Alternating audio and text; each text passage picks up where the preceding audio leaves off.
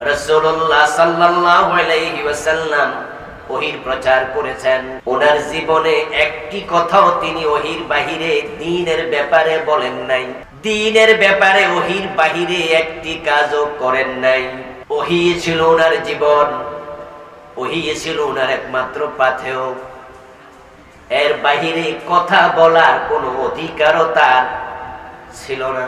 আল্লাহ তাআলা বলেন আরেক আয়াতে, মা ইয়ানতিকু আনিল হাওয়া ইন হুয়া ইল্লা ওয়াহয়ুন ইউহা।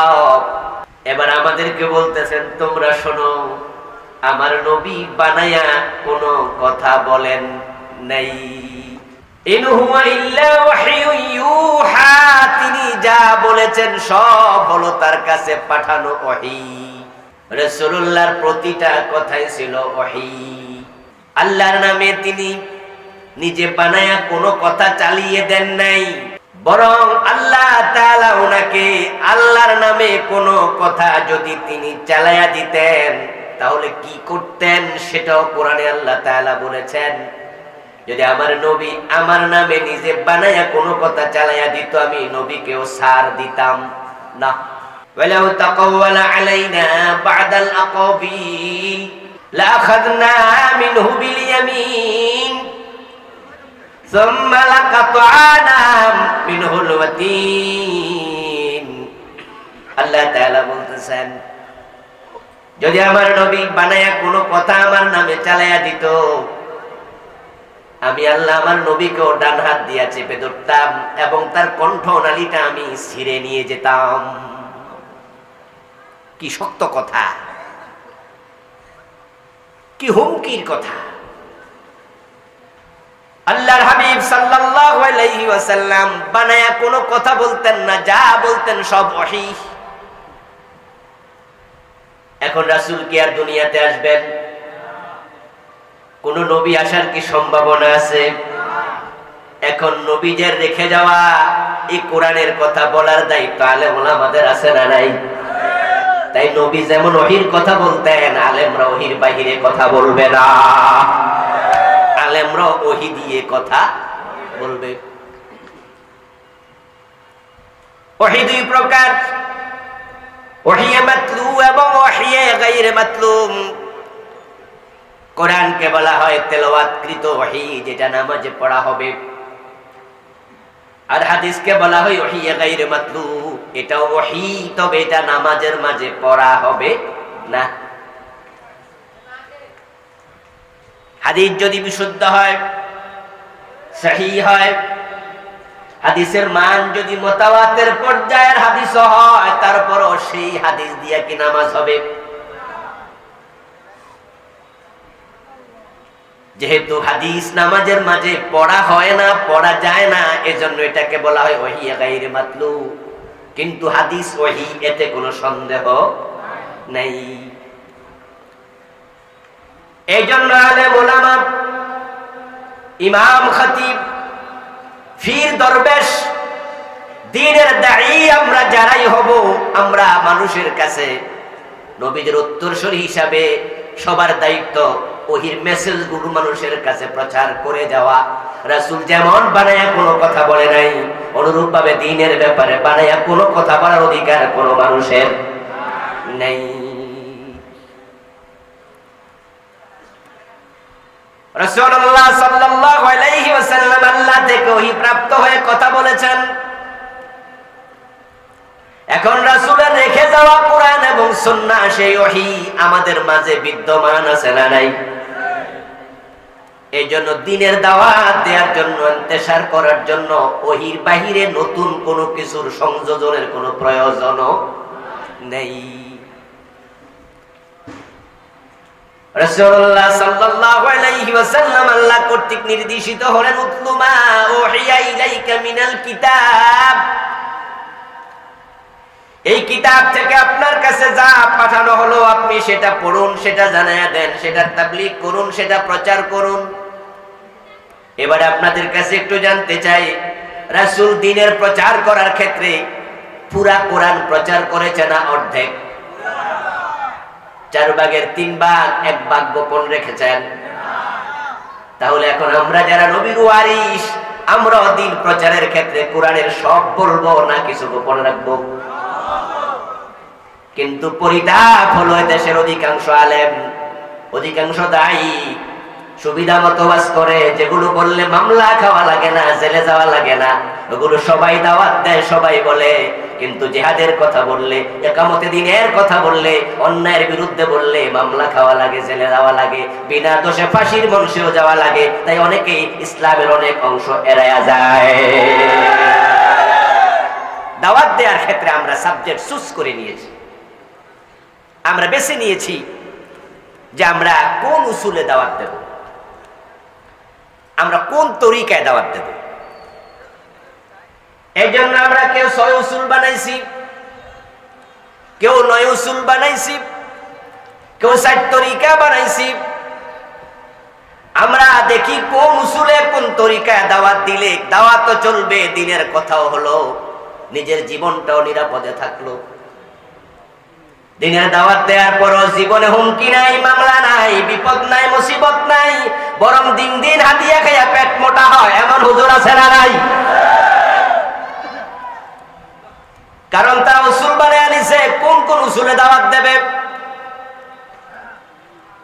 ও প্রিয় ভাই, রাসূলুল্লাহ সাল্লাল্লাহু আলাইহি ওয়াসাল্লাম কে আল্লাহ বললেন, বাল্লিগ মা উনজিলা ইলাইকা মির রাব্বিক, আপনার রবের পক্ষ থেকে যা নাজিল হয়েছে আপনি সবটা তাবলীগ করুন। এখন আজকে আপনারা আমার সামনে যারা আছেন, আপনারা অনেক অনেক উসুলের ভক্ত আছেন, অনেক পীরের ভক্ত, দায়ী খতিবের ভক্ত আছেন, বক্তার ভক্ত আছেন। আপনার বিবেকের কাছে আমি প্রশ্ন রাখতে চাই, আপনার হুজুর তো নামাজের ওয়াজ আজীবন করলো, রোজার ওয়াজ করলো, হজের ওয়াজ করলো, যাকাতের ওয়াজ করলো, জিকিরের ওয়াজ করলো, পর্দার ওয়াজ করলো, একরামুল মুসলিমিনের ওয়াজ করলো। এই যে ওয়াজগুলো করলো সবগুলোর সাথে আমি একমত, কোনোটার সাথে আমি দ্বিমত করছি না। কিন্তু এক জায়গায় প্রশ্ন রেখে গেলাম, কিভাবে দেশ চালাইতে হয় নবী মুহাম্মদের জীবনে সে উসুলগুলো আছে না নাই? ওগুলোর ওয়াজ আপনার হুজুর করেছে কিনা নিজেকে প্রশ্ন করুন। আমার রাসূল সাল্লাল্লাহু আলাইহি ওয়াসাল্লাম তো শুধু মসজিদে ইমামতি করে নাই, আপনার ইমামকে দেখবেন মসজিদে যখন নামাজ পড়ে, নামাজে দাঁড়ায়া ইকামতের আগে বা পরে তিনি বলে দেয় কাতার সোজা করুন, বলেনি? দুইজনের মাঝে ফাঁকা জায়গা থাকলে আগের কাতার, কথা কয় না ভাইরা, সব আমার দিয়া কয়বেন নাকি ভাই? কি আসার সময় কি ভাবি মানা করে দিছে? কথা কয়েন না, যারা বোন হেরার কইছি না, কিন্তু তোমরা কথা কয়ে লাভ কি? ইয়াংরা তো বলতে হবে, বুড়ারা চুপ করে থাকে, হুজুরে সব কয়ে শাহরুখ। আমার প্রিয় ভাই, রাসূলুল্লাহ সাল্লাল্লাহু আলাইহি ওয়াসাল্লাম বলেছেন, হ্যাঁ কাতার সোজা করো। আপনার ইমামও বলছে কাতার সোজা করো। রাসূলুল্লাহ বলেছে ফাঁকা জায়গা ফিল আপ করো। আপনার ইমামও বলেছে ফাঁকা জায়গা ফিল আপ করো। রাসূলুল্লাহ বলেছে আগের কাতার পূর্ণ করো। আপনার ইমাম বলছে আগের কাতার পূর্ণ করো।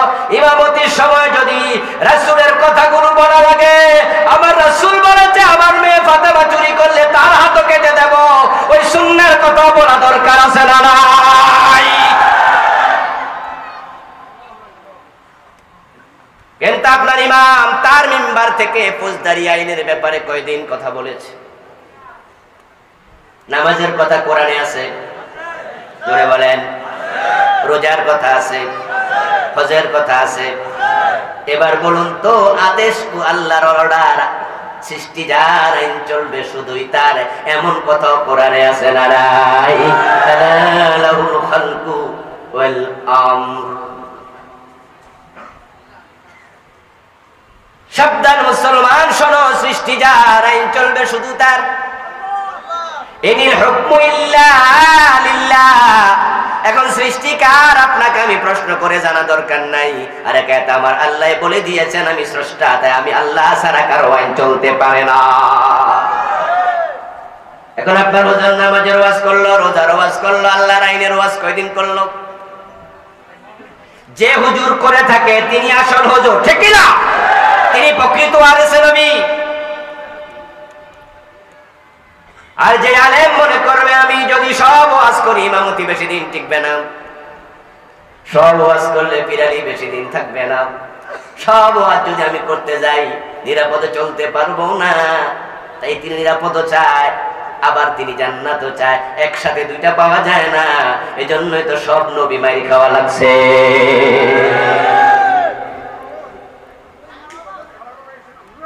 এই জন্য আপনারা, আমরা যদি জান্নাতে যেতে চাই সব সময় মাথায় রাখতে হবে, পান সাবায়া সাবায়া একবারে আরামে আরামে আল্লাহর জান্নাত পর্যন্ত পৌঁছা যায় না। আহসিবান নাস আন ইউতরাকু আন ইয়াকুলু আমান্না ওয়া হুম লা ইফতানুন। আল্লাহ তাআলা বলতেছেন, মানুষ কি মনে করে ঈমান এনেছি, এটা বললে তাদেরকে আমি জান্নাত দিয়ে দেব, ছেড়ে দেব, পাকড়াও করব না। তারা এটা মনে করলে ভুল করবে। ঈমানের দাবিতে তারা সত্যবাদী না মিথ্যাবাদী আমি পরীক্ষা না করে কাউকে জান্নাত দেই না। এই কথা বলেছেন কে? জোরে বলেন, কে বলেছে? মানুষ কি মনে করে আমি ছেড়ে দেব, এমনিতেই পরীক্ষা করব না?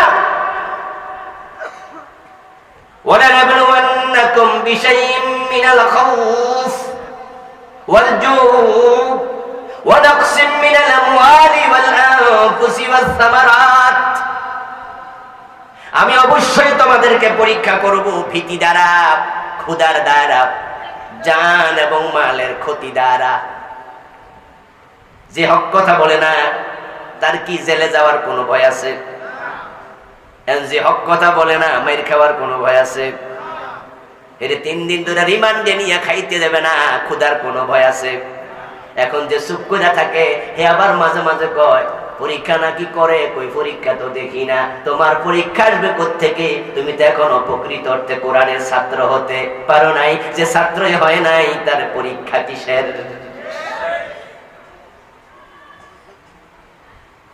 আমরা আল্লাহ তাআলার কাছে বিপদ কামনা করি না, এটা জায়েজ নাই। বরং আল্লাহর নবী নিজে মুসিবত থেকে আল্লাহর কাছে পানা চাইতেন। কিন্তু হক কথা বললে যদি বিপদ এসে যায়, বিপদকে পরোয়া করা যাবে না।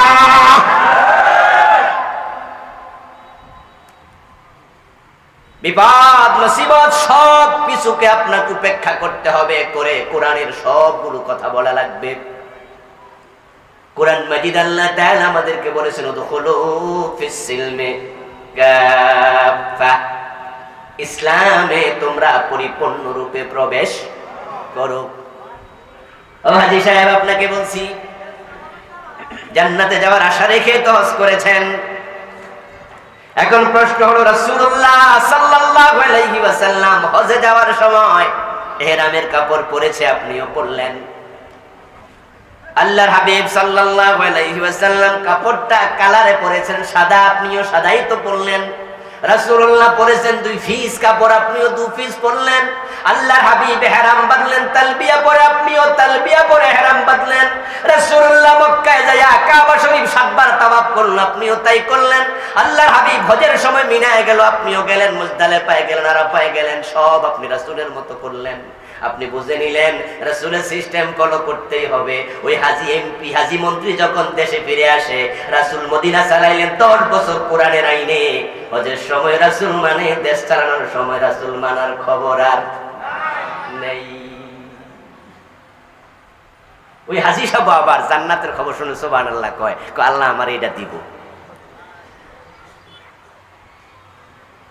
ওদখুলু ফিস সিলমি কাফা, ইসলামে পরিপূর্ণ প্রবেশ করো। আংশিক ইসলাম মানার কোনো অনুমতি। হ্যাঁ, আপনি যদি ভুলে না হয় কোনো অযোগ্যতার কারণে, অপারগতার কারণে আপনি পরিপূর্ণ মানতে পারেন নাই, তাহলে আপনার জন্য একটা দরজা আছে, সেটা হলো তাওবা করে ভুল স্বীকার করতে হবে। কিন্তু আপনি কখনো ভাববেন না অর্ধেক মেনে জান্নাত পাওয়া যাবে।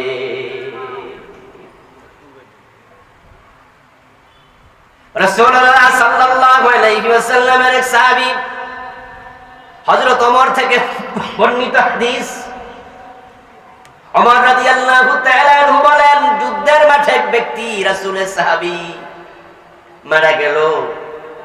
এখন রাসূলের সামনে একজন বলতেছে ফুলানুন উস্তুশহিদা,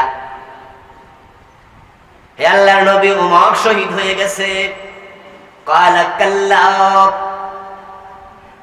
রাআইতু ফিন-নার বিআবাইন গাল্লাহু। রাসূলুল্লাহ সাল্লাল্লাহু আলাইহি সাল্লামের সামনে বলা হলো উমর শহীদ হয়ে গেছে। আল্লাহর হাবিব বললেন অসম্ভব, আমি নিজ চোখে তাকে জাহান্নামে দেখেছি। কারণ লোকটা অমুক যুদ্ধের গনিমতের মাল থেকে না বলে একটা চাদর চুরি করে নিয়েছিল।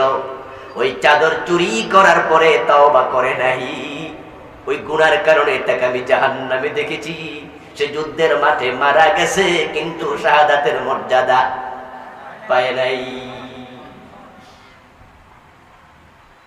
রাসূল সাহাবীর কথা শোনালাম। مر النبي صلى الله عليه وسلم بقبرين جديدين فقال إنهما لا يعذبان وما يعذبان في كبير أما أحدهما يمشي بالنميمة وأما الآخر لا يستتر عن بوله رواه البخاري। প্রিয় নবী সাল্লাল্লাহু আলাইহি ওয়াসাল্লাম মদিনার কোন গোরস্থানের পাশ দিয়ে যাচ্ছিলেন, দেখলেন দুটি নতুন কবর দেখা যায়। আল্লাহর হাবিব দাঁড়ালেন। ওনার মুজিজা ছিল তিনি কবরের উপরে দাঁড়ায়া কবরের ভিতরের দৃশ্য নিজ চোখে দেখতে পেতেন। কবরের আযাব চললে তিনি শুনতে পেতেন। কবরের উপরে দাঁড়ায়া প্রিয় নবী বলতেছেন এই দুই কবরে আযাব চলতেছে। নতুন কবর, এতে বোঝা গেল লোকগুলো আগের জামানার না রাসূলের জামানার। রাসূলুল্লাহ বলতেছেন কেউ আছো নাকি, আমাকে একটি খেজুরের ডালা এনে দেবে। কোন একজন গেলেন, একটি খেজুরের ডালা এনে দিলেন। আল্লাহর হাবিব দুটি পাতায় ধরে টান মারলেন, দুইটা টুকরা হয়ে গেল। এক কবরের একটি ডালা পুঁতে দিলেন, আরেক কবরের উপরে আরেকটি পুঁতে দিলেন। ফুটে দেওয়ার সময় বলছেন আল্লাহ আইয়ুখাফফিফ আনহুমা আযাবাহুমা হাত্তা ইয়াইবাসা। আশা করা যায় এই দুটি খেজুরের ডালা শুকানো পর্যন্ত আল্লাহ কবর দুটির আযাব হালকা করে দেবেন। কি করবেন? কথা বলেন না ভাইরা, কি করবেন? কে করবেন? রাসূলের হাতের বারাকা। খেজুরের ডালার কারণে নয়, খেজুরের ডালা কবরের উপরে পোতা সুন্নাহ নয়, এটা রাসূলের জীবনের ব্যতিক্রম ঘটনা। আর ব্যতিক্রম কাজ কখনো সুন্নাহ হয় না। কবর দেওয়ার পরে খেজুর গাছের ডালা কবরের উপরে পুঁতে দেয়া হয়, এমন কাজ কি নোয়াখালী অঞ্চলে আছে নাকি? এটা সুন্নাহ নয়, মনে রাখবেন, এটা ব্যতিক্রম ঘটনা। আল্লাহর হাবিব সাল্লাল্লাহু আলাইহি ওয়াসাল্লাম অসংখ্য সাহাবীকে তিনি কবর দিয়েছেন।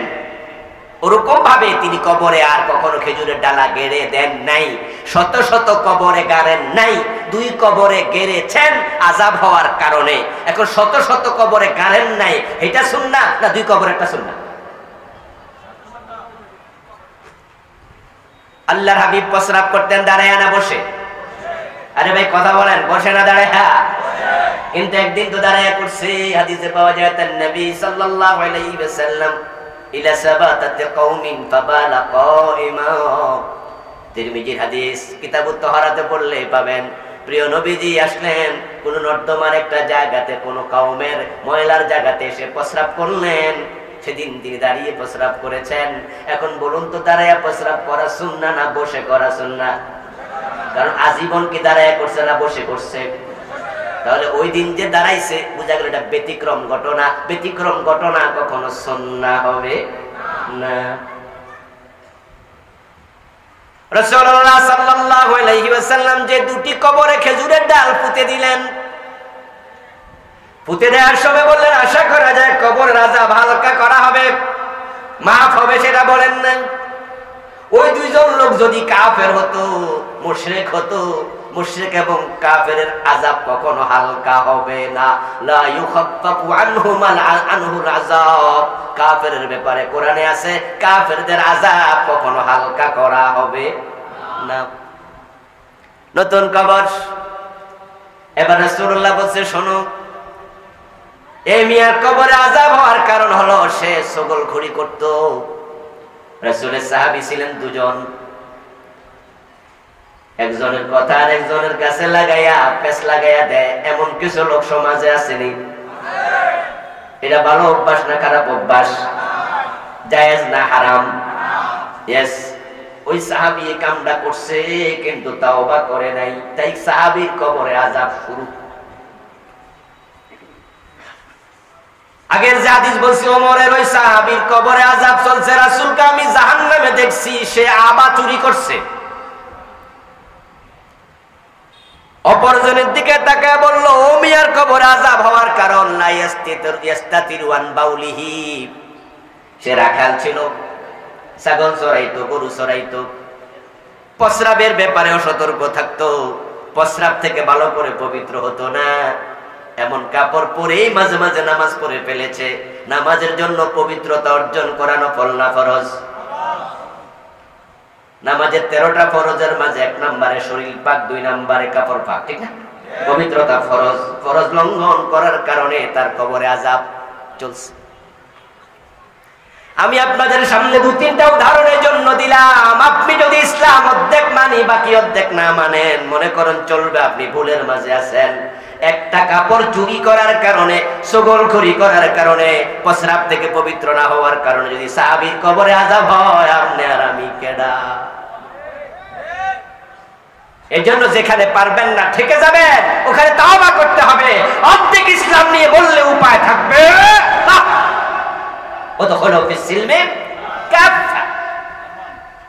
ইসলামে পরিপূর্ণ প্রবেশ করো।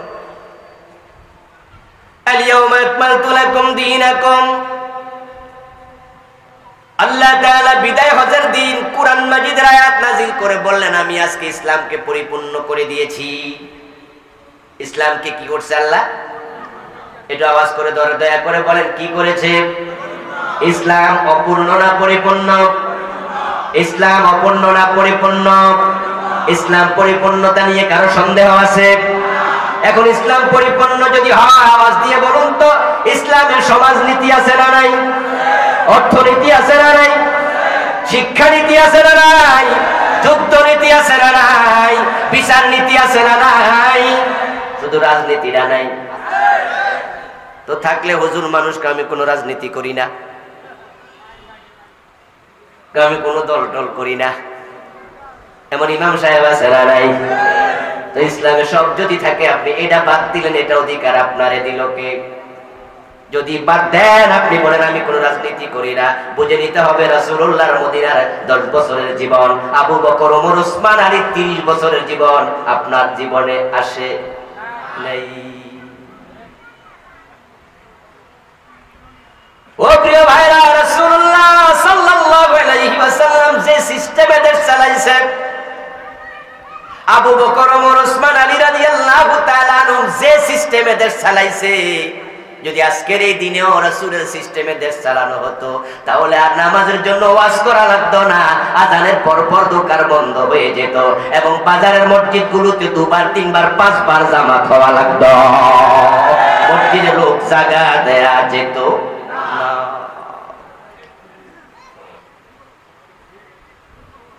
রাসূলুল্লাহ সাল্লাল্লাহু আলাইহি ওয়াসাল্লামের সিস্টেমে যদি দেশ চালানো হতো, তাহলে আমার প্রিয় ভাইরা, ঘরের দরজা খুলে ঘুমানো যেত, চুরি হওয়ার কোনো সম্ভাবনা থাকতো না। কারণ চোর ধরে হাত কাটা শুরু করে দিলে 6 মাস 1 বছর পরে বাংলাদেশও চোর পাওয়া যাবে না।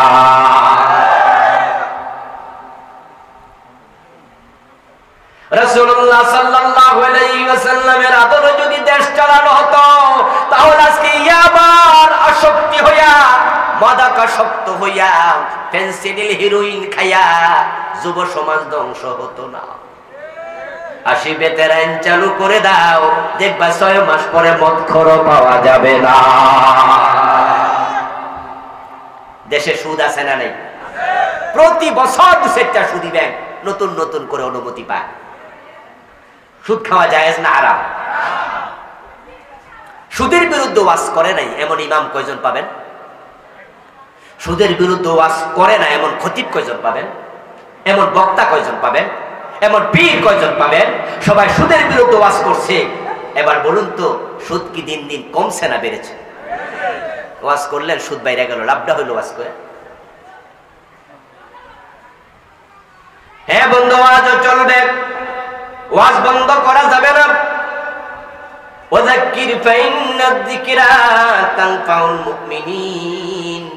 ও নবী, আপনি ওয়াজ করুন, নসিহত করুন, যারা মুমিন তাদের জন্য আপনার নসিহত উপকারে আসবে। মাদকের বিরুদ্ধে আমরা ওয়াজ করতে হবে। আপনারা যারা মদ পান করেন না, এই ওয়াজ শুনলে আপনি আরো সতর্ক হবেন। সুদের বিরুদ্ধে ওয়াজ করতে হবে। আপনারা যারা সুদ খান না, আপনারা আরো সতর্ক হবেন। কিন্তু মনে করবেন ওয়াজ দিয়ে মদ বন্ধ হবে না। যদি মনে করেন বন্ধ হবে, আপনি ভুল করছেন।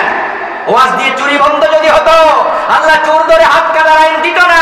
রাসূলুল্লাহকে বলতেন যে চোর ধরে 10 মিনিট ওয়াজ করে ছেড়ে দেন। ওনার চেয়ে অধিক নসিহত করার ক্ষমতা কার আছে? ওনার পবিত্র মুখের তাসীর ওনার মতো আর কার আছে? কিন্তু আল্লাহ রাসূলকে বললেন চোর ধরে হাত কেটে দেন।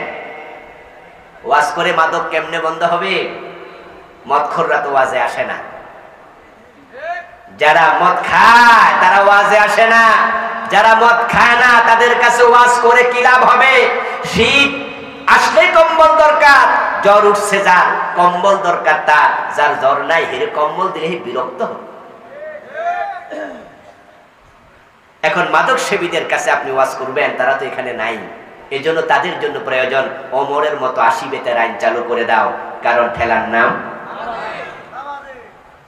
তাই ইসলাম পরিপূর্ণ জীবন বিধান উতলু মা উহিয়া ইলাইকা মিনাল কিতাব। ও নবী, আপনার কাছে কিতাব থেকে আমি যা নাজিল করেছি আপনি সবটা তেলাওয়াত করুন, সবটা প্রচার করুন।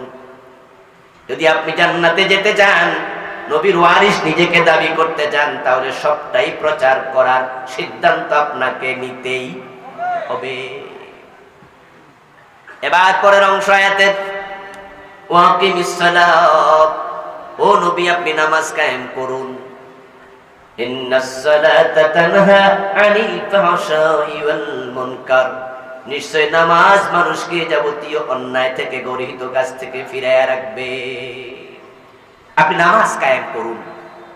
নামাজ কায়েম করার কথা পবিত্র কোরআন মাজিদ আল্লাহ তাআলা বলেছেন 82 বার, কেউ বলেছেন 81 বার। গনা হেরফের হতে পারে, 80 বারের বেশি।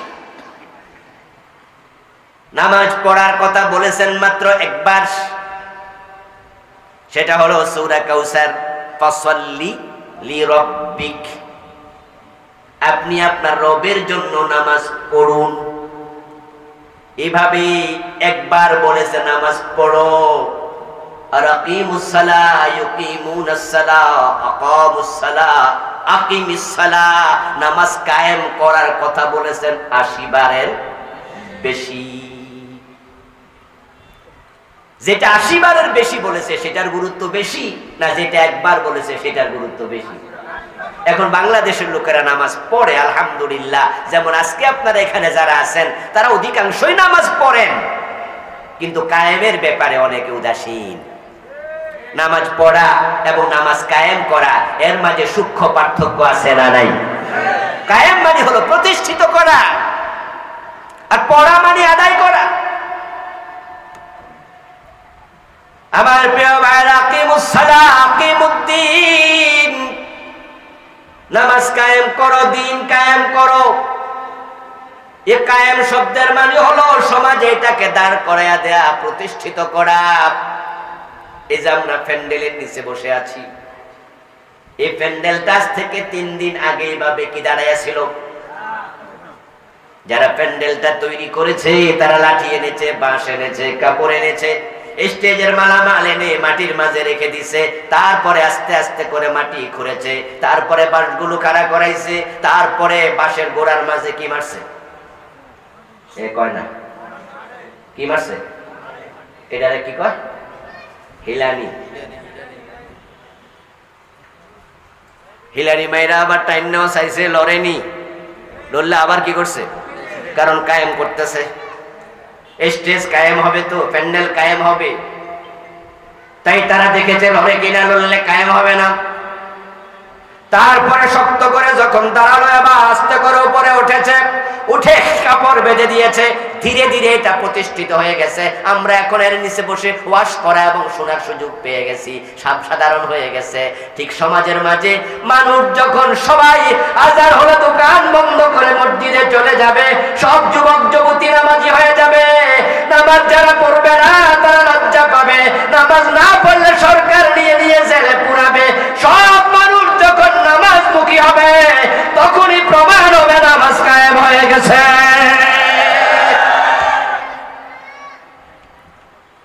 আপনারা যারা আমাদের একটু সিনিয়র আছেন, আমাদের সে বয়সে যারা একটু বড়, 8-10 বছরের বড়, তারাও অনেকে দেখেছেন যে আজ থেকে 50 বছর আগের কথা বলছি আমি, সমাজে যারা মেম্বার চেয়ারম্যান ছিল এমন লোকেরাও কিন্তু লেংটি পড়ত। লেংটি না পড়লো গোস লেংটি দিত। হাল চাষ করার সময় একবার এটা টাইম না কোনায় না রানের সাথে মিশাইয়া তারপরে হাল চাষ। অথচ উনি এলাকার মেম্বার মানুষ, আর লুঙ্গি পরে বিচার করতে এমন চেয়ারম্যান তো 30 বছর আগেও ছিল। এখনো লুঙ্গি পরে চেয়ারম্যানই করে এমন লোক 2-4 জন আছে না নাই? এখনো ফ্যান সব জায়গায় কায়েম হয় নাই। আবার বাইরা লুঙ্গি পরে বিদেশ চলে যায় এমন লোক 2-4 জন এমনও আছে। ফ্যান পরে না, সরমনের পিসা বুঝে তো ফ্যান পরেই না, এই যে রেজাউল করিম সাহেব। এরপরে আমার পরিচিত আরো কিছু লোক আছে যারা এখনো লুঙ্গি পরে পরে ভিআইপি অনুষ্ঠানে চলে। লেংটি ছিল এক সময়, মানুষ লেংটি পড়ত, তারপর গোস লেংটি দিত, তারপর লুঙ্গি পড়তাম। আস্তে আস্তে করে এখন দেখেন সমাজের মাঝে ভিআইপি অনুষ্ঠানে যদি 100 জন যায়, তার মাঝে আপনি দেখবেন 80 জন 90 জন প্যান্ট পরা পায়জামা পরা। লুঙ্গি আস্তে আস্তে চলে গেছে। হয়তো আজ থেকে 20 বছর পরে লুঙ্গি পরে কোন অনুষ্ঠানে মানুষ আর যাবে না। একটা জিনিস যখন সমাজের সব জায়গায় চালু হয়ে যায়, এটাকে বলে কায়েম করা। এখন বাংলাদেশে মসজিদের পাশে আজানের পরে বসে বসে বিড়ি খায় এমন লোক আছে না নাই?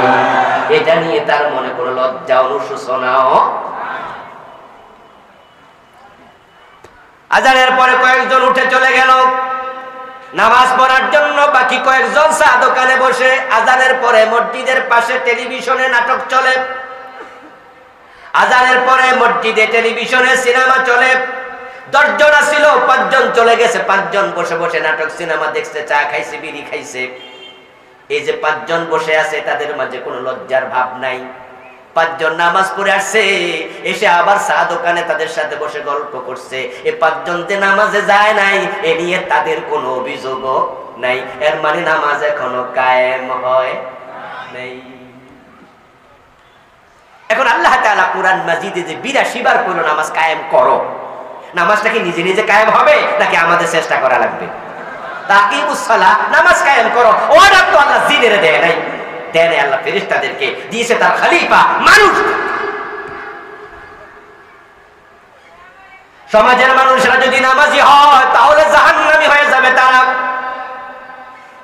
নামাজ জান্নাতের চাবি। বাবা নামাজি, নিজের যুবক ছেলে বেনামাজি এমন লোক আছে কিনা? পরিবারের 5 জন সদস্য আজকে মাগরিব পড়েছে, 2 জন 3 জন পড়ে নাই, 3 জন পড়েছে 2 জন পড়ে নাই, একজন ফজরের নামাজি পড়ে না, ঘুমায়া ঘুমায়া কাটায়। বাবা নামাজে চলে গেছে, নিজের যুবক ছেলে যুবতী মেয়ে শুয়ে আছে, বাবা তাদেরকেও নামাজ পড়ায় নাই, এমন নামাজি বাবাও আছে না নাই? এর মানে সে নামাজ পড়লো, কায়েমের ব্যাপারে তার কোনো খবর নেই। অথচ আল্লাহ তাআলা কুরআন মাজিদে বলেছেন, ওয়া'মুর আহলাকা বিস-সালাতি ওয়াসতাবির আলাইহা। ও নবী, নামাজ শুধু নিজে পড়লে হবে না, নামাজ আপনি নিজে পড়ুন এবং পরিবারের লোকদেরকে নামাজ পড়তে অর্ডার করুন, আদেশ করুন। আলা কুল্লুকুম রাঈন ওয়া কুল্লুকুম মাসউলুন আন রাইয়াতিহি। তোমরা সবাই দায়িত্বশীল, অধীনস্থর ব্যাপারে আল্লাহর কাছে তোমাদের জবাব দিতে হবে। হাসরের ময়দানে সে নামাজি বাবা ধরা খেয়ে যাবে, সন্তানের মামলার আসামি হয়ে। যুবক সন্তান বেনামাজি জাহান্নামী হবে যখন হাসরের মাঠে বিচারের পর সে আল্লাহর কাছে মামলা দিয়ে বলবে, আল্লাহ আমার বাবার এই ব্যাপারে দায়িত্ব ছিল কিনা? আল্লাহ বলবে হ্যাঁ, আমার রাসূলের মাধ্যমে জানাইছি। সন্তানের বয়স যখন 7 বছর নামাজের আদেশ করো, বয়স যখন 10 প্রয়োজনে নামাজের জন্য শাসন করো। এই অর্ডার আমি রাসূলের মাধ্যমে জানাইছি। যুবক বলবে আমার বাবারে ডাকো, পায়ের তলায় রেখে জাহান্নামে যাব না, জাআলহুমা তাহতা আকদামিনা লিয়াকুনা মিনাল আসফালিন। আমার বাবা দায়িত্ব পালন করে নাই, যদি আমারে নামাজি বানাইতো আমি আজকে জাহান্নামী হওয়ার কথা ছিল। ফারুক আযম ওমর রাদিয়াল্লাহু তাআলা আনহু, উনার কাছে উনি যখন খলিফা, এক ব্যক্তি মামলা দায়ের করলেন, আমার ছেলে আমার কথা শুনে না। হযরত ওমর রাগী মানুষ, বললেন কালকে অমুক সময় ছেলেকে সহ হাজির হবে আমার আদালতে, আমার এজলাসে আসবে। পরের দিন ছেলেকে নিয়ে ওমরের সামনে হাজির। হযরত ওমর ছেলেকে প্রশ্ন করলেন, বাবু বাবার কথা কেন শোনো না? হাতের মাঝে একটা লাঠি, ওমরের হাতে লাঠি। ছেলেকে প্রশ্ন করছে বাবার কথা কেন শোনো না? বাবা বিচার দিল অভিযোগ সত্য কিনা। ছেলে বলল, হুজুর আমার বাবার কথা সত্য, কিন্তু আমি যে কেন শুনি না আমিও জানি না। আমি তো শুনতে চাই, মনকে মানাতে পারি না। সিদ্ধান্ত নেই কাল থেকে ভালো হয়ে যাব, কিন্তু কিছুক্ষণ পরে সিদ্ধান্ত চেঞ্জ। এর পিছনে কোন কারণ আছে কিনা আমি জানি না। আমি জানতে চাই আমার বাবা আমাকে যেভাবে মানুষ করা দরকার ছিল সেখানে কোনো গাফলতি করলো কিনা। আমার উপর আমার বাবার আমার মায়ের অনেক হক আছে আমি জানি, কিন্তু আমার কোনো হক ছিল কি তাদের উপরে? হযরত ওমর বলেন ছিল। 1 নাম্বার হক তোমাকে ভালো মা দেয়া, কারণ মা যদি খারাপ হয় ওই পেট থেকে আল্লাহর ওলি জন্ম নেয় না। আরে বাচ্চারা ভালো মা পাবে কোথায়? ভালো মা তো আপনি দেবেন। আপনি ভালো মেয়ে বিয়ে করলে আপনার বাচ্চা ভালো মা পাইতো, ঠিক কি না?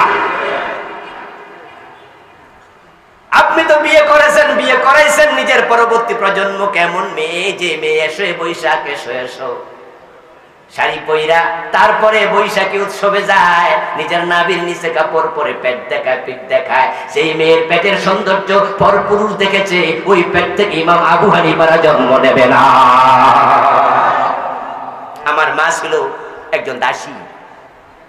ওই যুবক বলছে আমার মা ছিল দাসী। আমার বাবারা জিজ্ঞেস করেন আমার বাবা দাসী বিয়ে করছে। দাসীদের পর্দার বিধান হলো হালকা, তাদের পর্দা পুরুষের মতো নাভি থেকে হাঁটু। তারা মানুষের কাছে হাত বদল হয়, যার কাছে যায় সেই তার হাজবেন্ডের মতো। এই জন্য দাসীদের চরিত্র ভালো থাকে না, থাকলে চাইলেও পারে না। আমার বাবা যদি একজন মুত্তাকি ফরেজগান্নারি বিয়ে করতো তাহলে আমি ভালো মা পেতাম। এখন তো মায়ের চরিত্র আমি পেয়েছি। তোমার 2 নাম্বার অধিকার ছিল তোমার বাবা তোমার ভালো নাম রাখবে। তখন ওই ছেলে জবাব দেয়, হুজুর আমার নাম রেখেছে হাফাল। কি এই ওয়াজ বাড়িতে নিয়েন কিছু কি কইলাম? হাফেল। হাফল শব্দের অর্থ হলো চামচিকা। আমাদের দেশে আগে সনের ঘর ছিল, এক সময় ছিল নি? আজ থেকে 10-15 বছর আগেও তো ছিল। এখন তো টিনের ঘর বিল্ডিং হয়ে গেছে সব। সনের ঘরের কোনায় কিন্তু কিছু পাখি বাসা বাঁধতো, মাগরিবের টাইমে বাইরে হইয়া উড়াল দিত। এগুলো অস্থির চিত্ত, চড়ুই পাখি নয়। চামচিকা চড়ুই আলাদা জিনিস, না চিনলে আর কি লগে একটা লইয়া আমো কি করবো। চামচিকা চিনেন না? ছোট্ট এরকম এরকম করে ধর মারে, বড় অস্থির পাখি, গতি থাকে বিমানের মতো। এবার যুবক বলতেছে, দেখেন নামের প্রভাবেও আমি হয়তো প্রভাবিত। আমার মাঝে কোনো স্থির সিদ্ধান্ত নেয়ার মতো অভ্যাস নাই, তাই আমার সিদ্ধান্ত বারবার পরিবর্তন হয়। এমন নাম বাবা রাখছে যে নামের মাঝে দৃঢ়তা নাই, স্থিরতা নাই। নামের প্রভাব যে আছে এটা প্রিয় নবীর হাদিসেও পাওয়া যায়। তাই রাসূলুল্লাহ সাল্লাল্লাহু আলাইহি ওয়াসাল্লাম ঈমান গ্রহণ করার পরে অসংখ্য সাহাবীর নাম পরিবর্তন করে দিয়েছেন। 3 নাম্বার তোমার হক তোমার বাবার উপরে। তোমার বাবা তোমাকে কোরআন শিখাবে, তোমাকে কোরআন শিক্ষা দেবে। আর কোরআন যখন কোন ব্যক্তি পড়বে তখন কোরআনের মাঝে সে পাবে। নামাজ শুধু একা পড়লে হবে না, পরিবারের লোকদেরকে নামাজের আদেশ দিতে হবে। ওয়া আমুরু আহলাকা বিসসালাতি ওয়াসতাবির আলাইহা। এবার যুবক বলতেছে আমার বাবা তো আমার সামনে আছে, বাবারে জিজ্ঞাসা করুন তো তিনি আমারে কোরআন শিখাইছে নাকি। ছেলে ডাক্তার হইছে, ইঞ্জিনিয়ার হইছে, মানুষের কাছে বলে গর্ব করে, অথচ ছেলে কোরআন পড়তে পারে না, এমন বাবা নোয়াখালীত নাই? দু চারজন আজকের মাহফিল পরিচয় দেয় আমার ছেলে ইঞ্জিনিয়ারিং এ টিকছে, বাহ, মেডিকেলে টিকছে। মানুষের মিষ্টি খাওয়াচ্ছে, ভালো ইঞ্জিনিয়ার হওয়া ডাক্তার হওয়া খারাপ কিছু নয়, অনুমতি আছে। কিন্তু আপনার সন্তান যদি কোরআন না শিখে, তাকে কোরআন না শিখান, তাহলে আল্লাহর কাছে আপনাকেও জবাব দিতেই হবে। হযরত ওমরের হাতে লাঠি, এবার ওমর রাদিয়াল্লাহু তাআলা আনহু ছেলের দিক থেকে লাঠিটা ফিরায়া বাবার দিকে ফিরালেন। বাবার সামনে লাঠি নিয়ে বলতেছেন, তুমি বিচার চাওয়ার জন্য এসেছো, আমি তোমার ছেলের কি বিচার করব? আমার মন চায় তো আগে লাঠি দিয়া বাড়িটা তোমার মাথার উপরে মারি। ও প্রিয় ভাই, হযরত ওমরের কাছে ছেলে বাবার বিরুদ্ধে অভিযোগ করে নাই, অভিযোগ করেছিল বাবা, কিন্তু ঘটনা চক্রে এখন ছেলে আসামি না বাবা আসামি?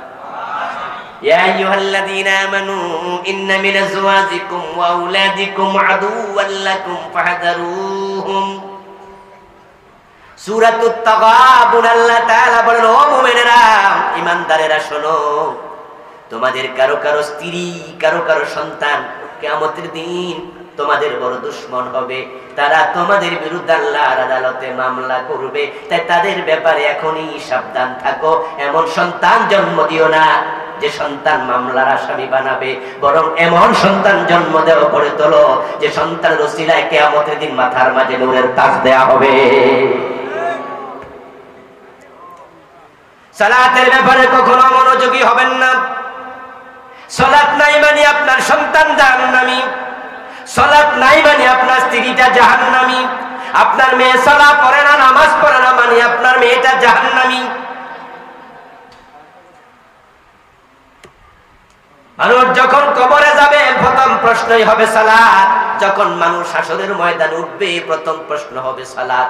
মানুষ যখন আবার হিসাব দিতে যাবে আল্লাহর সামনে প্রথম প্রশ্নটা হবে সালাত। নামাজ আপনাকে ঈমানদার কিনা তা পার্থক্য করে দেবে। নামাজ হবে আপনার ঈমানের পক্ষে সাক্ষী। বাইনাল বাগই ওয়া বাইনাশ শিরকি ওয়াল কুফরি তারকুস সালাহ, সহিহ মুসলিমের হাদিস। কে মুমিন, কে মুশরিক, কে কাফির, কে মুমিন, তার পার্থক্য শুধু নামাজ। যার নামাজ নাই তার ঈমান। মান তারাকা সালাতান মুতাআম্মিদান ফাকাদ কাফার। নামাজ ছেড়েছ তুমি কাফের হয়ে গেছো। দিনের মাঝে নামাজ তেমন, দেহের মাঝে মাথা যেমন। এই ওয়াজ আমি আপনাদের জন্য করছি না। আপনারা সবাই নামাজি আমি বিশ্বাস করি। বেনামাজি হলে মাগরিবের পরে এত মানুষ মাহফিলে চলে আসতো না, চা দোকানে বসে থাকতো। এই ওয়াজটা করতেছি আপনার পরবর্তী প্রজন্মের জন্য, কারণ আমি হাজারো এমন বাবা দেখি, এমন মা দেখি নিজে বোরকা পরে মাটা যুবতী মেয়ের বোরকা পরায় না।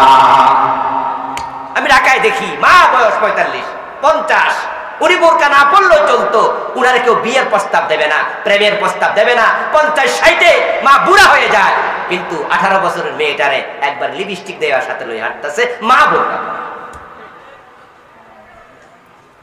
এমন বাবা আমি অনেক দেখেছি, যে বাবা নামাজি তার সন্তান বেনামাজি। ও প্রিয় ভাই, কবরে যখন যাবা প্রথম প্রশ্ন নামাজ। মান রাব্বুকা ওয়া মা দীনুকা, এগুলো পড়ে। قال النبي صلى الله عليه وسلم إذا قبر الميت مثلت له الشمس عند غروبها। যখন মানুষকে কবরস্থ করা হবে, দিনে দুপুরে হোক রাতের 12টায় হোক, ও ব্যক্তি কবর থেকে ফেরেশতা যখন তাকে জাগাবে, সে উঠেই দেখবে সূর্য ডুবন্ত অবস্থায় আল্লাহ হাজির করে রাখছে। সূর্যকে ডুবন্ত অবস্থায় রেখে আল্লাহ আপনার পরীক্ষা নেবে। দেখি আসরের টাইম যায় তুমি কি করো, নামাজের কথা বলো না গল্প বুঝো। দুনিয়ায় যারা কখনো নামাজ কাজা করেনি, কবরে যখন ফেরেশতা তাকে তুলে বসাবে, সে দেখবে সূর্য ডুবে যায়। ফেরেশতা প্রশ্ন করবে মান রাব্বুকা, তখন ওই ব্যক্তি নিজের চোখটা মুছবে, ইয়ামসাহু আইনাইহি ইয়াজলিসু ওয়া ইয়ামসাহু আইনাইহি ফায়াকুলু দাউনি উসাল্লি। প্রিয় নবীজি বলেন, সে নিজের চোখ মুছতে মুছতে ফেরেশতাদের দিকে তাকাবে না, কথা বলবে না, বরং বলবে পরে কথা, আগে আমি নামাজটা পড়ি।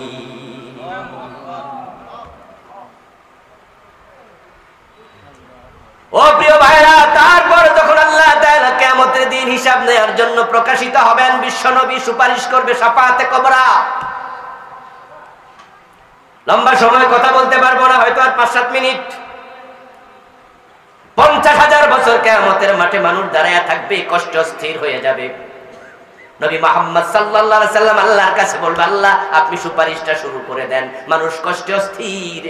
আল্লাহ তাআলা রাসূলের সুপারিশ শোনার পরে তিনি প্রকাশিত হবেন। সহিহ বুখারীতে এসেছে, কালান নবী সাল্লাল্লাহু আলাইহি ওয়াসাল্লাম ইয়াকশিফু রাব্বুনা আন সাকিহি ফায়াসজুদু লাহু কুল্লু মুমিন ওয়া মুমিনা ওয়া ইয়াবকা মান কানা ইয়াসজুদু ফিদ দুনিয়া রিয়াআন ওয়া সুমআ ফায়াযহাবু লিয়াসজুদা ফায়াউদু যহরুহু তাবাকান ওয়াহিদা। আল্লাহ প্রকাশিত হবেন, মানুষ আল্লাহ তাআলার কদম দেখবে। কদম দেখার সাথে সাথে দুনিয়ার যত নামাজি মানুষ তারা সিজদায় পড়ে যাবে। আর যারা বেনামাজি, যারা মানুষ দেখানো নামাজি, ওই মানুষগুলো যখন দেখবে সবাই সিজদায় চলে গেছে, তখন তারাও চাইবে আমিও একটা সিজদা দিই, কিন্তু তাদের মেরুদণ্ডের হাড্ডি কাঠের মতো সোজা হয়ে থাকবে, সিজদা দিতে পারবে না। প্রমাণ হয়ে যাবে তোদের উপায় নাই। ইবনে মাজাতে এসেছে, রাসূলুল্লাহ বলেন ফায়াসজুদুনা লাহু তাবিলা, তারা আল্লাহ তাআলাকে লম্বা সিজদা দেবে।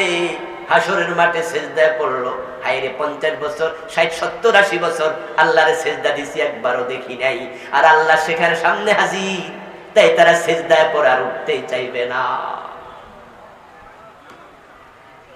আল্লাহ তাআলা যখন দেখবেন তারা সিজদা থেকে মাথা তুলছে না, আল্লাহ তখন বলবেন ইরফাউ রুউসাকুম কাজআলনা ইদ্দাতাকুম ফিদাআকুম মিনান নার। ও আল্লাহর বান্দারা, আমার বান্দারা মাথা তোলো, আমি ঘোষণা দিলাম তোমাদের সকলকে জাহান্নাম থেকে মুক্তি দিয়ে দিলাম। এই নামাজ না পড়লে জাহান্নামের যে জায়গায় তোমাদেরকে ফেলতাম, ওই জায়গাগুলোতে অন্যকে ফেলে দেব, তোমাদেরকে ছেড়ে দিলাম, মাথা তোলো। সুবহানাল্লাহ পড়েন, নামাজি হও, নামাজি হও। আউয়ালু মা ইউহাসাবু বিল আবদু ইয়াওমাল কিয়ামাতি মিন আমালিহি সালাতাহ। আবার যখন আল্লাহর সামনে হাজির হবে, গর্দান থেকে আমলনামা বের করে আল্লাহ হাতে ধরায়া দেবে। হাতে দিয়ে আল্লাহ প্রথমে বলবেন আগে নামাজের হিসাবটা দাও দেখি। তাহলে বোঝা গেল যার নামাজ নাই সে কখনো নাজাত পাবে না। এখন নামাজ আপনি কেন পড়বেন? কেন পড়বেন? কারণ হচ্ছে নামাজ সকল অন্যায় থেকে ফিরিয়ে রাখবে। অন্যায় থেকে বেঁচে না থাকলে জান্নাত পাওয়া যায় না। নামাজ আপনাকে অন্যায় থেকে ফিরাবে। আল্লাহর ঘোষণা, ইন্নাস সালাতা তানহা, নিশ্চয়ই নামাজ বিরত রাখবে আনিল ফাহশাই ওয়াল মুনকার, অপরাধ থেকে, গর্হিত কাজ থেকে। আল্লাহ ধীরতার সাথে বলে নামাজ পড়লে অন্যায় করবে না, কিন্তু পরিতাপের সাথে সমাজে আমরা লক্ষ্য করে দেখি এমন কিছু নামাজিও আছে যারা নামাজও পড়ে সুদও খায়। আছে কিনা? নামাজ পড়ে ঘোষ খায় এমন অফিসার আছে না নাই? নামাজ পড়ে পরের জমি দখল করে, নামাজ পড়ে ওজনে কম দেয়, নামাজ পড়ে মালে ভেজাল দেয়, নামাজ পড়ে মানুষ ঠকায়, নামাজ পড়ে নিজের বোনের হক দেয় না, এমন জালেম ভাইও আছে না নাই? তার নামাজ তাকে অন্যায় থেকে ফিরাতে পারলো না কেন? নামাজ কেন আজ ব্যর্থ হচ্ছে? একজন নামাজি, আরে ভাই অকস্মাৎ কদাচিৎ নামাজি অন্যায় করতে পারে, ভুল করতে পারে। আমরা যারা 5 ওয়াক্ত নামাজ পড়ি আলহামদুলিল্লাহ, আমরা একবারে নিষ্পাপ ফেরেশতার মতো আমরা মাসুম হয়ে যাব। এটা কি সম্ভব? নবী ছাড়া কেউ মাসুম আছে? আমরাও গুনাহ করে ফেলতে পারি, এটা হলো এক কথা। আরেকটা হলো নামাজও পড়ে কন্টিনিউ গুনাহ করে, এটা ভিন্ন কথা। আপনারা যারা আমার কথা শুনছেন, এই ভিডিওর মাধ্যমে যাদের কাছে চলে যাবে মেসেজ, প্রিয় ভাইটি আপনাকে বলছি, কন্টিনিউ যে ব্যক্তি কবিরা গুনাহ করে ও ব্যক্তির নামাজ নয়। একজন নামাজি কখনো কন্টিনিউ কবিরা গুনাহ করতে পারে না। কদাচিৎ হয়ে যেতে পারে, কবিরা গুনাহ তওবা করে ফেলবেন। কিন্তু আমরা এমন নামাজি অনেক দেখি, আরে ভাই নামাজ শুধু পড়ে না, তাবলিগে সিল্লা দিতে চলে গেছে সোনালী ব্যাংকে টাকা রাখা, পীর সাহেব হুজুরের খেদমত করতেছে, পীর সাহেবের গাড়ি লইয়া হাঁটে, তামাম দুনিয়া সফর করতেছে, তামাম দেশ সফর করতেছে, আর বলে আমি মূর্খ মানুষ, আমি তো হুজুরের মতো দিনের দাওয়াত দিতে পারি না, হুজুর দাওয়াত দেখ, আমি হুজুরের খেদমত করি, আল্লাহ যদি এরসিলা আমারে ছেড়ে দেয়, আমি হুজুরের খেদমত করছি, ভালো, খুব ভালো। চাচা আপনার সংসার চলে কেমনে? আল্লাহ চালায়। আরে আল্লাহ তো চালায় বুঝি, কেমনে চালায়? কয় যে রিটায়ারমেন্টে গিয়া 30 লাখ পাইছিলাম তো জনতা ব্যাংকে রাখছি, মাসে মাসে কিছু পাই, এরসিলা আল্লাহ চালায়। উনি সুদের উপরে টাকা লাগাইয়া ওনারে আল্লাহ চালাচ্ছে, উনি দ্বীনের খেদমতে আছে। ও প্রিয় ভাইটি, নামাজ আছে, রোজা আছে, মাথায় টুপি আছে, সারাদিন ওজনে কম দেয় এমন ব্যবসায়ী আছে না নাই? ওয়াইলুল লিল মুতাফফিফিন, ব্যবসায়ী ওজনে কম দিচ্ছ, তোমার জন্য ওয়াইল দোজখ, জান্নাত নয়। আমার ভাইরা নামাজ কেন ব্যর্থ হলো? এর কারণ খুঁজলে আমরা যা পাই, তার মাঝে 1 নাম্বার কারণ, 2 নাম্বার কারণ, দুটি বলে ওয়াজ শেষ করে দেব আজকে। প্রথম কারণ হলো নামাজের 13টা ফরজ আছে, 14টা ওয়াজিব আছে। মাসআলা হলো যদি কেউ একটা ফরজ ছেড়ে দেয় তার নামাজটা আছে না গেছে? ফরজ ছাইটা গেলে, ছুটা গেলে, ফরজ ছাইরা দিলে, সেজদা দিলে তো চলবে, ঠিক না? মাশাআল্লাহ, ওয়াজ যে ভালোই যায়, একজনও হ্যাঁ বলেনি। হ্যাঁ, ফরজ ছুটে গেলে সেজদা কুলাবে না। সেজদার মাসালা হলো ওয়াজিব ছুটে গেলে। এখন 1 নম্বরে শরীর পাক, 2 নম্বরে কাপড় পাক, 3 নম্বরে নামাজের জায়গা পাক, 4 নম্বরে 17 টাকা, 5 নম্বরে কিবলামুখী হওয়া। ছোটকালে মক্তবে 13টা ফরজ শিখেছেন, এখন শরীর কাপড় পাক। কি খবর পাকের? সুদের টাকা দিয়ে কাপড় কিনছেন, পাক হবে কেমনে? গোশের টাকা দিয়া লুঙ্গি কিনছেন, ওইটা পরে নামাজ পড়ছেন, পাকের খবর কি? হারাম টাকা দিয়ে আঙ্গুর আপেল খেয়েছেন, পেটের ভিতরে হারাম ঢুকে গেছে, কি খবর? আল্লাহর কাবাতে গেলেন, 2 হাত আকাশের দিকে তুললে, তারপরে ইয়া রাব্বি ইয়া রাব্বি ইয়া রাব, ওয়া বাতআমহু হারাম ওয়া মাশরাবুহু হারাম ওয়া মালবাসুহু হারাম ওয়া গুযিয়া বিল হারাম ফাআন্না ইস্তাজাবু লিযালিকা। হারাম খায়া, হারাম কাপড় পরে, পেটের ভিতরে হারাম ঢুকায়া, দেহে হারাম ঢুকায়া, কাবার অঙ্গনে ইয়া রাব্বি বলে হাত তুলে দোয়া করে লাভ নাই, দোয়া কবুল হবে? من اشترى ثوبا ب10 دراهم فيه درهم حرام لم يقبل الله له صلاته ما دام عليه। 10 দিরহাম দিয়ে কাপড় কিনেছো, 9 দিরহাম হালাল, 1 দিরহাম হারাম। প্রিয় নবী বলে গেছেন, তোমার ওই কাপড় পরে 1000 রাকাত নামাজ পড়ো, 1 রাকাতও কবুল হবে। ফরজগুলোতে ঘাটতি, ওয়াজিবগুলোতে ঘাটতি। রুকু দিয়া সেজদা দেওয়ার জন্য সোজা হয়ে দাঁড়ায় না, 2 সেজদার মাঝখানে সোজা হয়ে বসে না, তাড়াহুড়ো করে নামাজ পড়ে, কি পড়ে জানেই না, এমন অসংখ্য নামাজি আছে না নাই? কি লাভ? কিসের নামাজ হচ্ছে? ওয়াজিব বোঝেন না, ফরজ বোঝেন না, তারপরে আবার সাল্লু কামা রাআইতুমুনি উসাল্লি। দ্বিতীয় কারণ, রাসূলের নামাজের সাথে অনেকের নামাজের কোনো মিল পাওয়া যায় না। এজন্য আপনার রাসূলের নামাজের সাথে মিলানো নামাজ পড়বেন। নামাজের মাঝে বেদাত ঢুকাবেন না, খোরাপাট ঢুকাবেন না, নামাজকে বেদাত মুক্ত রাখবেন। ফরজ ওয়াজিবগুলো খেয়াল করবেন। আব্দুল্লাহ হাট ইসলামিয়া ফাজিল মাদ্রাসা ময়দানে আয়োজিত আজকের এই 61তম 2 দিন ব্যাপী তাফসীরুল কোরআন মাহফিলে মুআজ্জাজ মুকাররম সম্মানিত সভাপতি, বিশিষ্ট সমাজসেবক জনাব মুহতারাম আলহাজ মোহাম্মদ হানিফ সাহেব,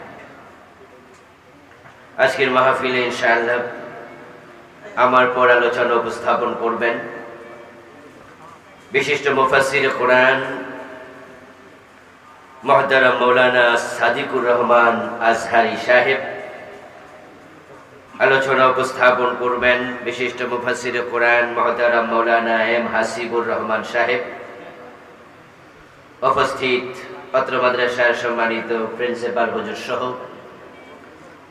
অন্যান্য সম্মানিত আসাতাজায়ে কেরাম, মনসুখ বিষ্ট মুহতারাম উলামায়ে কেরাম, ইসলাম প্রিয় তাওহীদি জনতা, পর্দার অন্তরালের সতী সাধবী, সম্মানিতা মা ও বোনেরা, প্রিয় দিনী ভাইয়েরা, আপনারা কেমন আছেন? মাশাআল্লাহ, আমিও ভালো আছি। আল্লাহ আমাদের সকলকে ভালো রাখুন, সুস্থ রাখুন। যতদিন আল্লাহ বাঁচিয়ে রাখবেন আমাদেরকে ঈমানের সাথে রাখুন, আমিন। আল্লাহ তাআলার পবিত্র দরবারে লাখো কোটি শুকরিয়া জ্ঞাপন করছি, যে মহান মনিব অত্যন্ত মেহেরবানি করে মাগরিবের পরপর কোরআনের এই মাহফিলে আমাদের সকলকে হাজির হওয়ার তৌফিক দিলেন, যিনি আমাদেরকে মেহেরবানি করে সুস্থ রাখলেন, কোরআনের কথা বলার মতো, শোনার মতো কোরআন মুখী হৃদয় দিলেন। এই সব নিয়ামতের মালিক কে? সেজন্য আমরা আলোচনা শুরুতে মন প্রাণ উজাড় করে অন্তরের সবটুকুন শ্রদ্ধা এবং ভালোবাসা দিয়ে আমাদের মনিব আল্লাহ তাআলাকে শুকরিয়া জানাই, কৃতজ্ঞতা জানাই। সবাই মিলে জোরে জোরে একবার কালিমাতুশ শুকর পড়ি, আলহামদুলিল্লাহ। দুরূদ ও সালাম বিশ্ব নবী সাইয়্যিদুল মুরসালিন, ইমামুনা কুদওয়াতুনা, হাবিবুনা উসওয়াতুনা, সানাদুনা তাবিবু কুলুবিনা, মুহাম্মাদুর রাসূলুল্লাহ সাল্লাল্লাহু আলাইহি ওয়াসাল্লামের প্রতি সাহাবায়ে কেরাম ও শুহাদায়ে জামের আলা ইল্লিয়িন আল্লাহ তাআলার কাছে কামনা করছি, বলুন আমিন। ফ্যানটা তুলে দেয়া যাবে? একটু ফ্যানটা তুলে আরেকটু প্রয়োজনের কাছে আনেন, গরম লাগতেছে। প্রিয় ভাইরা, আমি আপনাদের সম্মুখে পবিত্র কোরআন মাজিদ থেকে সূরাতুল আনকাবুতের ৪৫ নম্বর আয়াতে কারিমা তিলাওয়াত করেছি। প্রিয় নবীজির পবিত্র মুখ অনুসৃত একখানা ছোট্ট হাদিসে নববী পাঠ করেছি। আল্লাহ তাআলা তৌফিক দান করলে এখান থেকে কিছু কথা বলবো ইনশাআল্লাহ।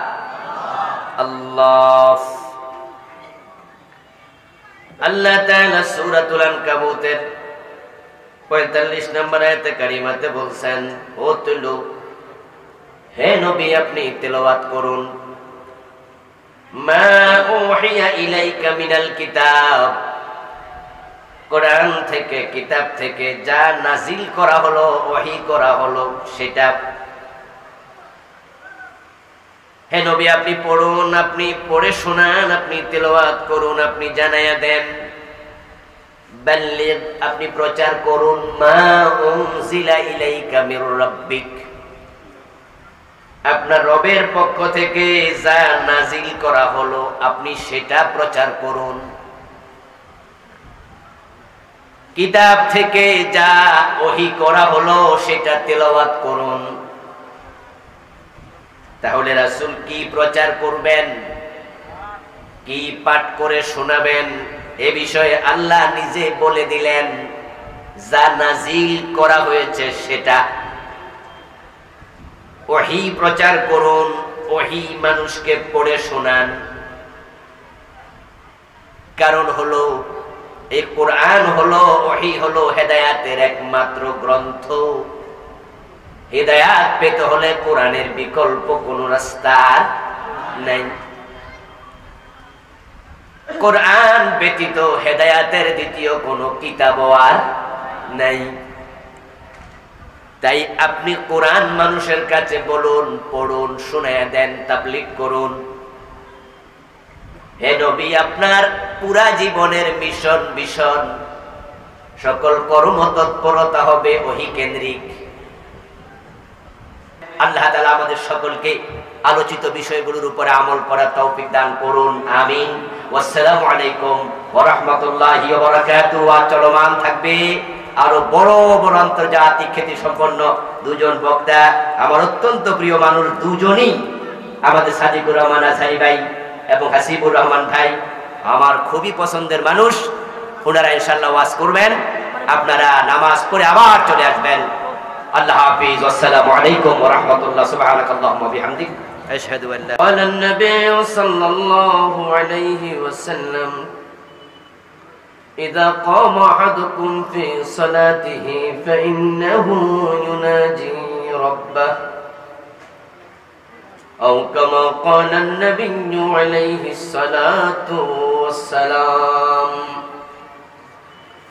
সকলে মেহেরবানি করে দরুদ ইব্রাহিম পড়ুন আল্লাহুম্মা সাল্লি আলা মুহাম্মাদিন ওয়া আলা আলি মুহাম্মাদ কামা সাল্লাইতা আলা ইব্রাহিম ওয়া আলা আলি ইব্রাহিম ইন্নাকা হামিদুম মাজিদ আল্লাহুম্মা বারিক আলা মুহাম্মাদিন ওয়া আলা আলি মুহাম্মাদ كما باركت على إبراهيم وعلى آل إبراهيم إنك حميد مجيد اللهم صل وسلم وبارك عليه